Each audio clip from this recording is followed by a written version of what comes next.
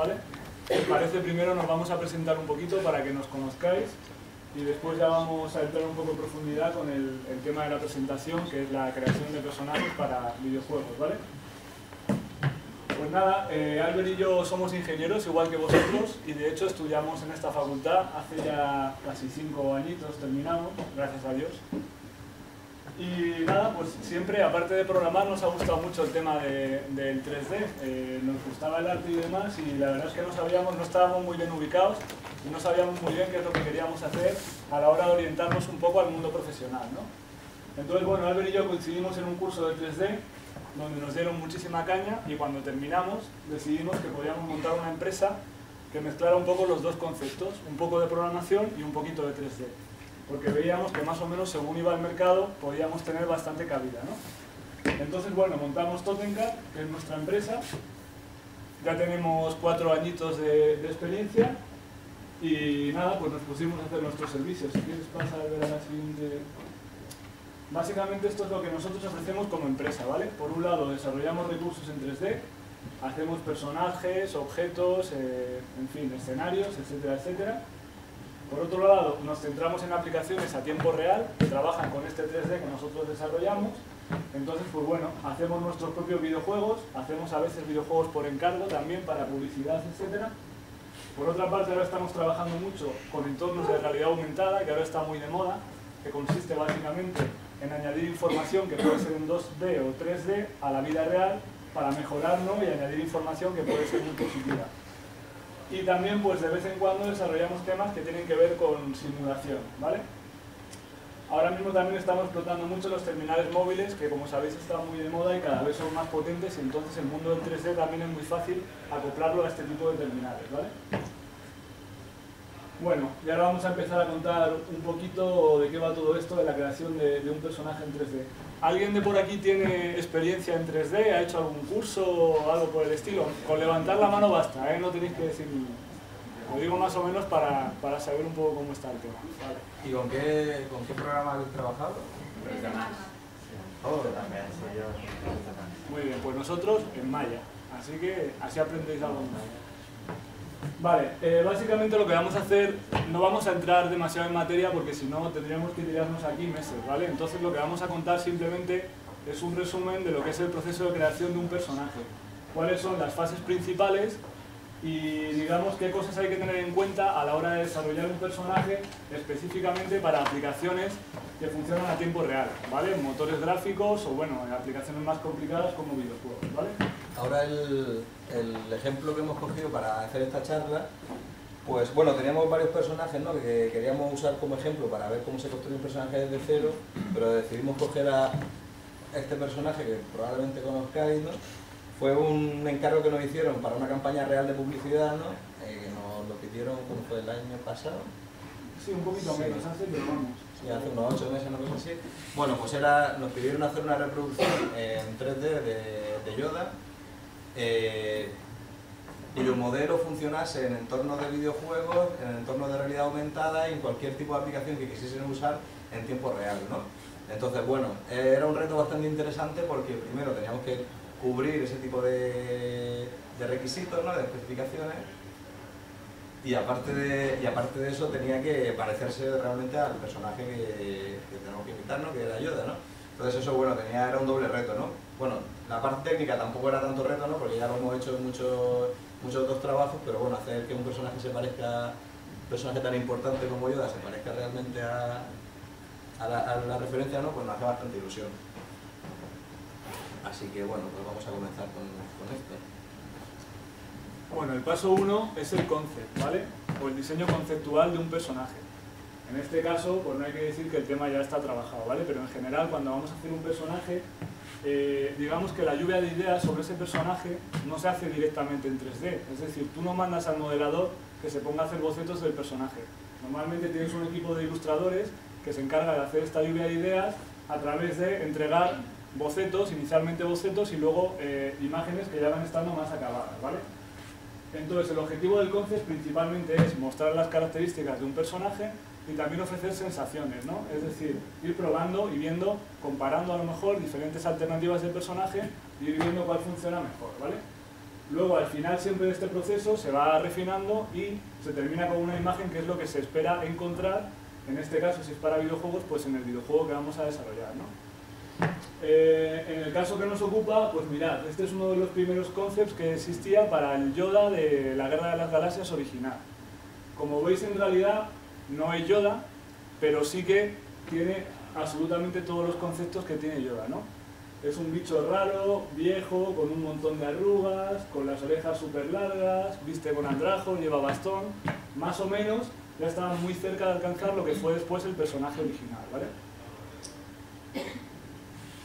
Bueno, el segundo paso es, vale, yo ya sé cómo es el personaje porque lo tengo hecho en un dibujo, pero ahora hay que modelarlo, ¿vale?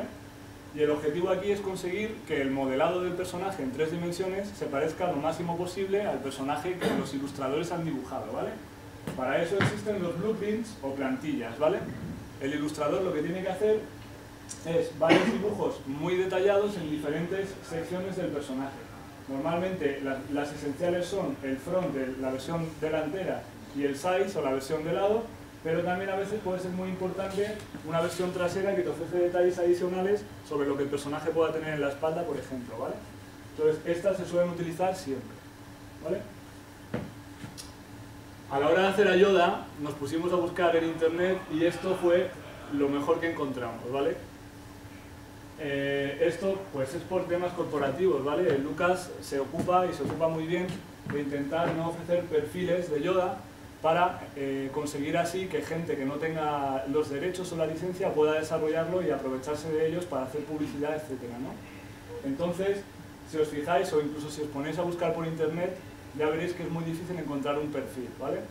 Entonces nosotros aquí nos tuvimos que buscar bastante la vida para conseguir unas referencias que nos sirvieran para hacer un Yoda que fuera medianamente decente. Entonces, si os fijáis, Yoda, casi todos los renders que aparecen o pósters de películas o incluso en los propios planos de las películas de la Guerra de la Galaxia, normalmente siempre aparece de frente y aparece haciendo escorzo o bueno, pues cuando está haciendo la fuerza, pues normalmente se ve de frente, ¿no? O a lo mejor un poco de lado, pero nunca se le llegan a ver perfiles o planos desde arriba. Y si lo hay, que ahora en las últimas películas pues era mucho más fácil, ¿no?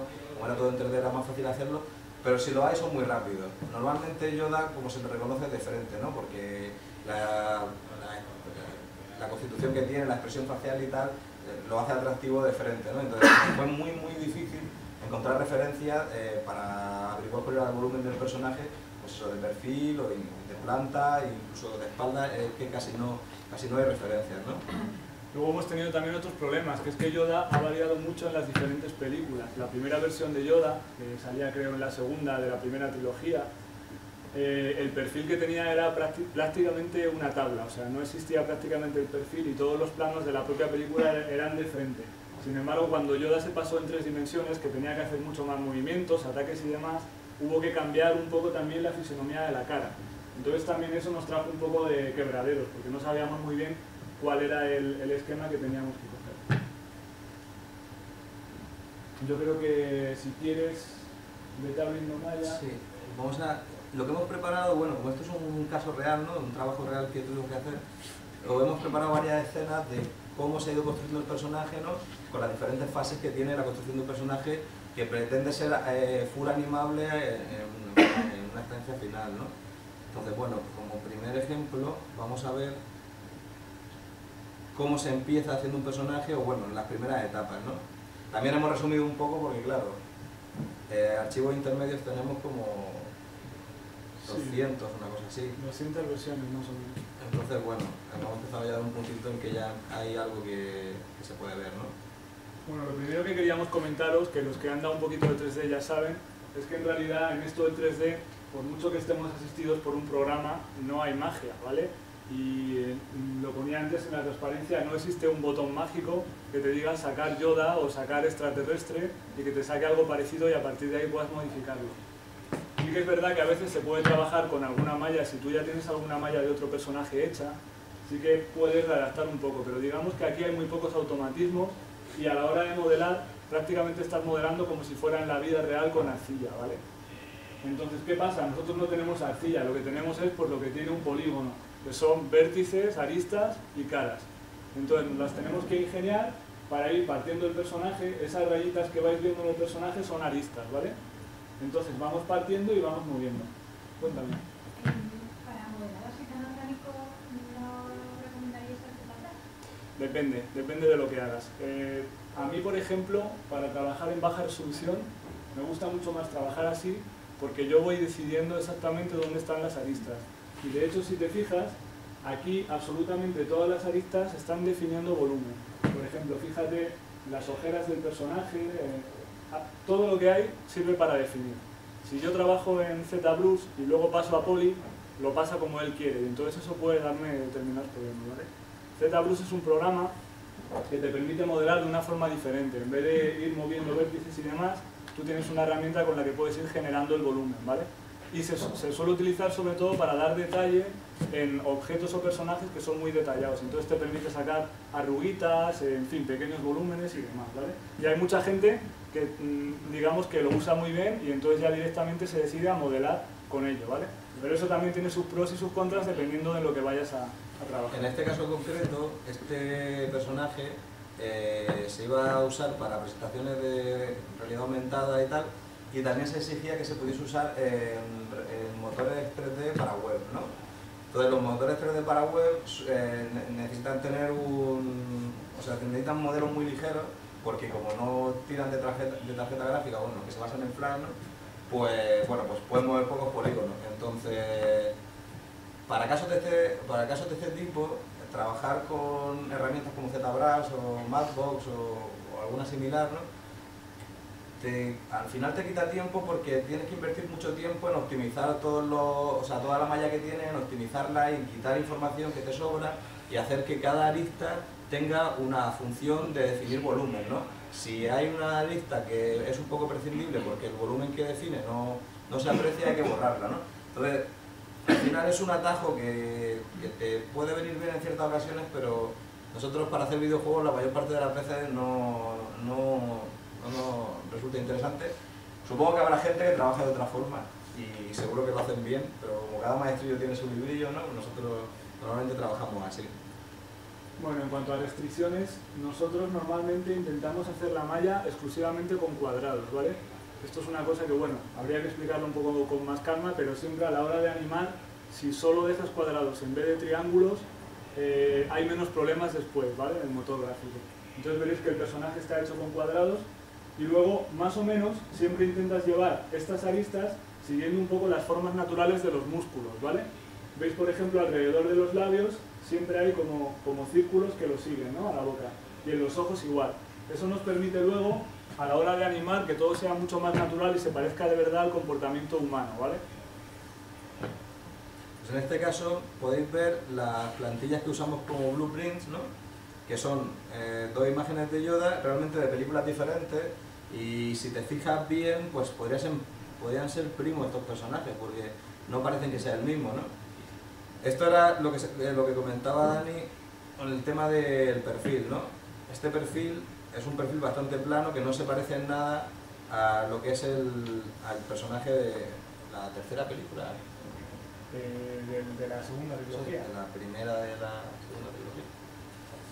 Entonces, bueno, ahí esto también, como es un caso real, pues contamos un poco las dificultades que tuvimos y los problemas en los que nos las vimos, ¿no? Mira, veréis que en esta escena está solamente la cabeza. Obviamente a nosotros nos interesaba que funcionara lo primero de todo la cabeza. Teníamos un tiempo límite para terminar esto, para el modelado teníamos 1 semana y media y entonces decidimos empezar con la cabeza porque creíamos que era la parte más importante de Yoda, ya no solamente por ser la cabeza, sino porque es que Yoda, el cuerpo de Yoda a lo mejor son 2 cabezas y media, ¿no? Entonces es lo que más protagonismo tiene. Y además había que conseguir un parecido real, ¿vale? Entonces, una vez que ya terminamos el busto de la cabeza, creo que todavía hay unas cuantas modificaciones más en la versión final, ¿vale? Pero bueno, una vez terminamos la cabeza ya empezamos con el cuerpo. Vale, pues seguimos. Sí. Por arriba eran los ojos y lo otro también lo que Eran los dientes y la lengua, ¿vale? Normalmente solemos modelarlos aparte, como objetos aparte, porque luego si hay que hacer modificaciones en el personaje es mucho más sencillo coger el objeto y moverlo aparte, ¿vale? Vamos a abrir otra escena de modelado en la que ya el modelado está un poco más avanzado.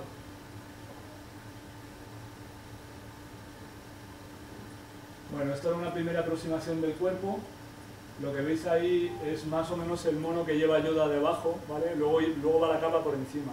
Pero esta fue la primera aproximación. Y esta escena, aparte de para enseñaros un poco cómo era el cuerpo, nos sirve también para enseñaros que sí que existe algún automatismo que te permite ir un pelín más rápido, ¿vale? Por ejemplo, a la hora de modelar, a nosotros solamente con modelar una de las partes nos vale, ¿vale? Hay herramientas que nos permiten replicar lo que estamos haciendo en un lado y llevárnoslo justo al otro, ¿vale? De forma que trabajando en tiempo real podemos ir haciendo modificaciones y van variando los dos lados a la vez. Ahí lo veis. Pero esto es muy cómodo normalmente para hacer personajes que tienen cierta simetría, pues solo te centras en modelar una parte y pues la otra se va replicando, ¿no? Luego al final hay ciertos personajes que tienen pequeñas diferencias en una parte y en otra, ¿no? Por ejemplo, pues un personaje que tenga un corte en la cara, ¿no? Que tiene una hendidura en uno de los laterales, pues siempre puedes, cuando has terminado, juntas las dos partes y ya te pones a trabajar en cada una de las zonas, ¿no? Para meter ciertas irregularidades, pero en principio es una forma muy cómoda de trabajar, ¿no? Bueno, pasamos si quieres a la última versión. Sí, esta sería ya la final.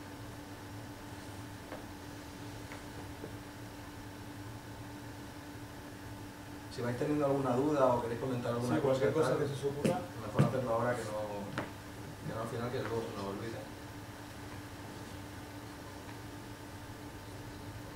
Bueno, pues esta era la versión final. Tuvimos también que hacer un bastón y un sable porque luego se va a utilizar en las animaciones, ¿vale?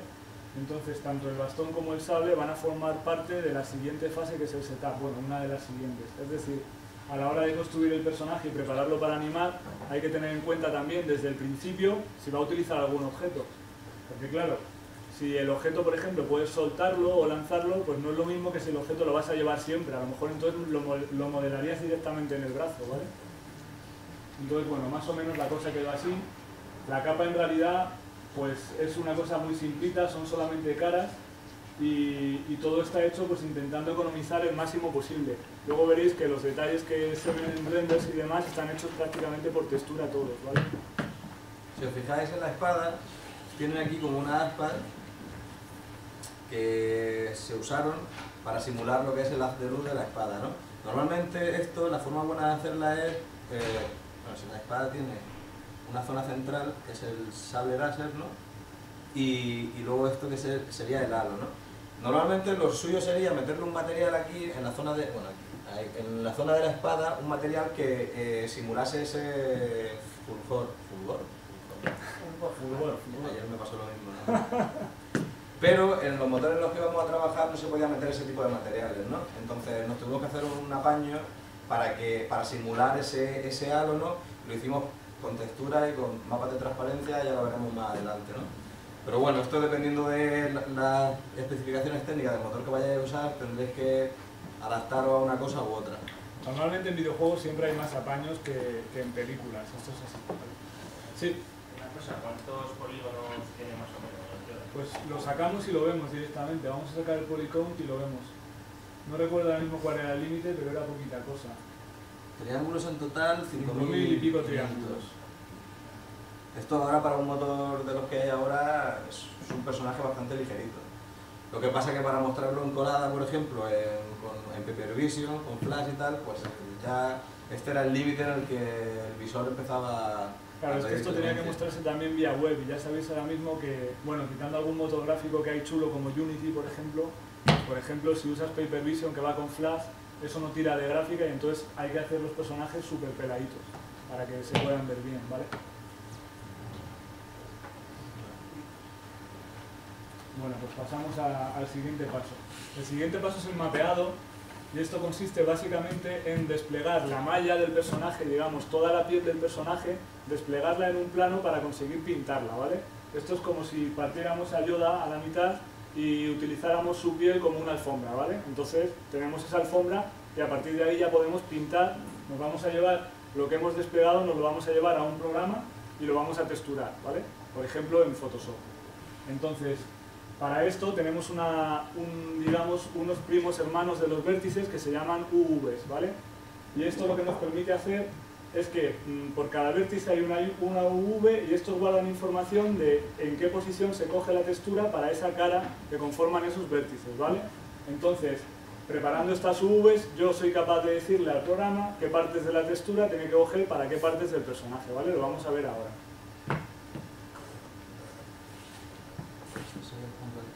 Yo creo que ahí está el mapa ya terminado.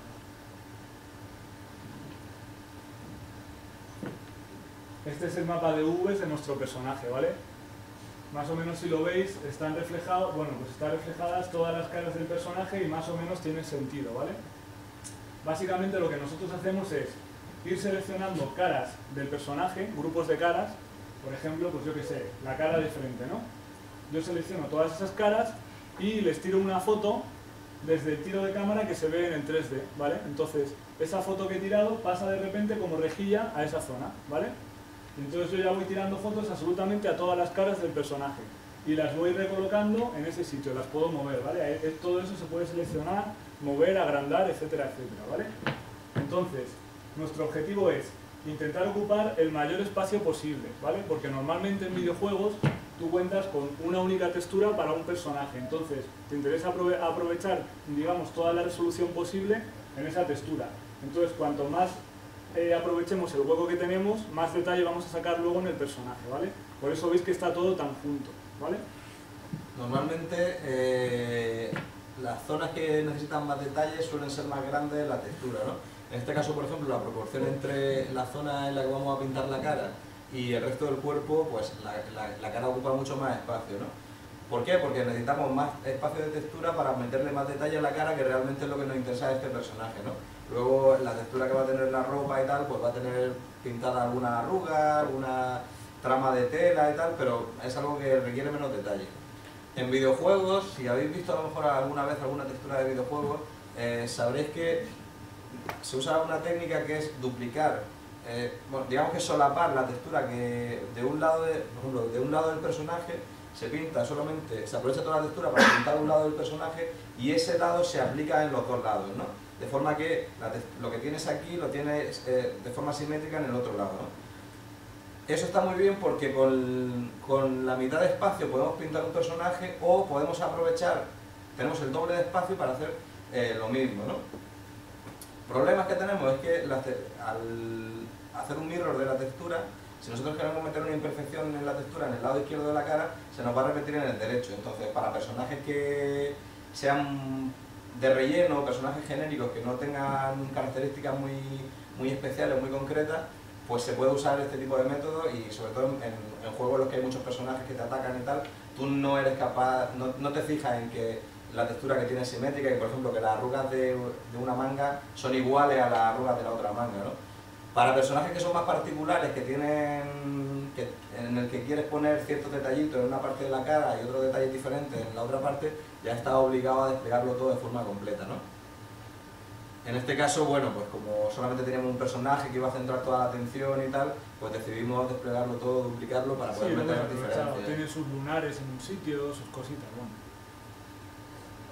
bueno, ahora esa rejilla que habéis visto, hay una opción directamente en Maya que te permite guardarla y llevártela como imagen a Photoshop, ¿vale? Te la puedes llevar como un borde con transparencia. Ahora si Albert activa la capa que se llama bordes, lo vemos.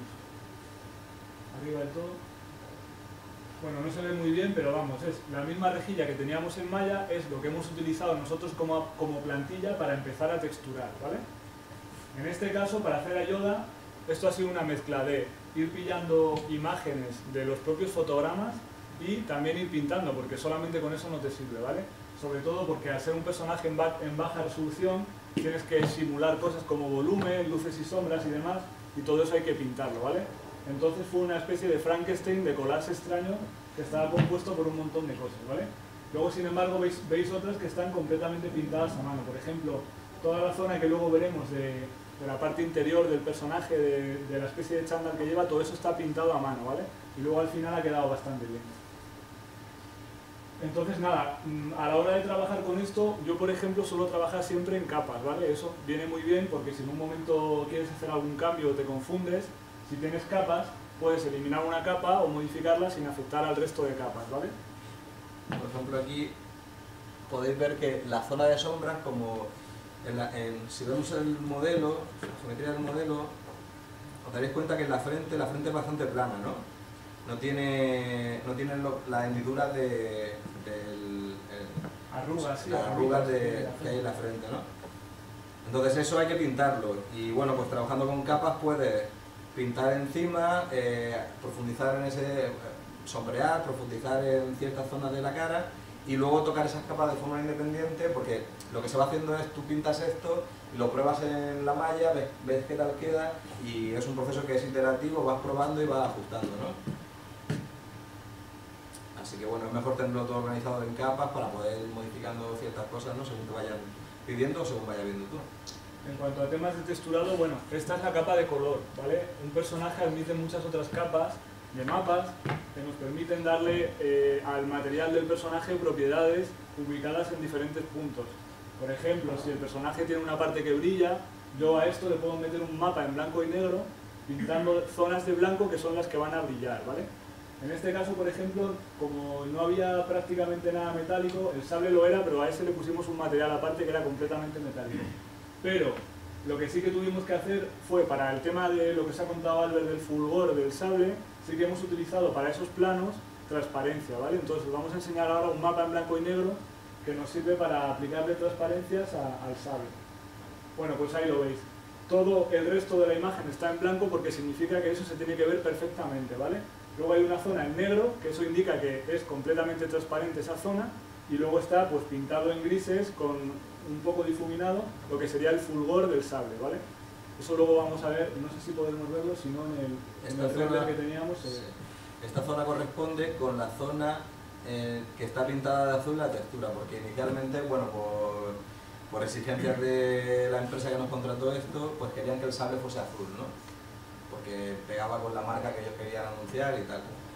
Entonces, ese huequecito es donde iría el mapeado del sable y es por la zona en la que aplicamos la transparencia.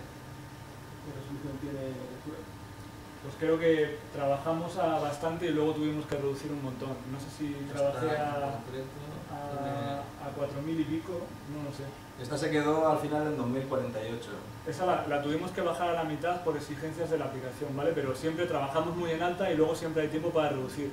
Porque como te pase lo contrario, ahí sí que está jodido, ¿sabes? Vale, pues vamos a ver. Este se ve la textura. No, yo creo que tienes que pasar a la siguiente.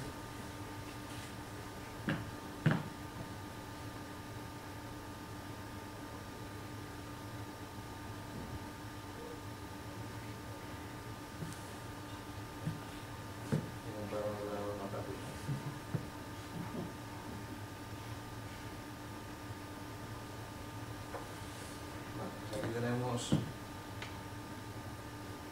personaje, es un poco mayor. Así es como se ve en el visor de malla. Bueno, en renders que hemos hecho, como el que salía en el cartel o en otros sitios que tenemos, pues siempre sale un poco más realista porque luego se le trata con iluminación y demás y puede ganar mucho, ¿vale? Pero bueno, también teniendo en cuenta que era un personaje en baja resolución, pues más o menos tiene su detalle, ¿vale?